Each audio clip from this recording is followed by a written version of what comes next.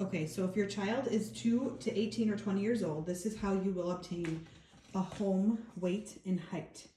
So the only materials you'll need is a home scale, just a simple scale that will show numbers, and either a measuring tape like this, or a tape measure, anything that you can find that just will give you simple inches or centimeters. So in order to get a weight, all you're going to have to do is have your child step on the scale. Make sure they're not leaning against the wall.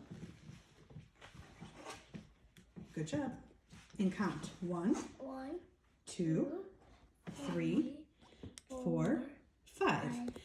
And then write down the number that's written on the scale. Okay? What number is it, buddy? I don't 39. want this. Okay. So you would write down 39 pounds. This is the simple part. So next you're going to do a height. So in order to have a height, find a space against the wall that is completely clear and open. Have the child step down from the scale. Put their heels all the way against the wall. Okay? Your other heel too.